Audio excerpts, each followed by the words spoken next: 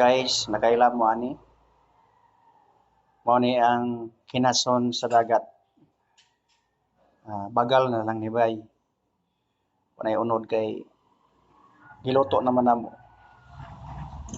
Unya kini siya talagsaw na lang nimo may makita sa baybay. Kaya man nagpuyo siya sa mga bato-bato. Unya sa mga karaan ila na yung gihimo og panglihi.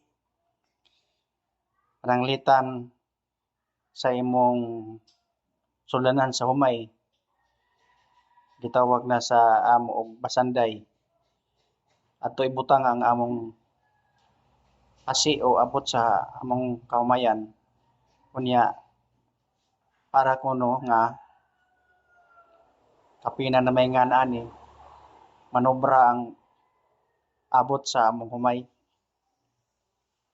O dinhipod sa atong panimalay ibitay kuno ni sa atong pirtahan para ang atong mga grasya sa atong pagkugi manobra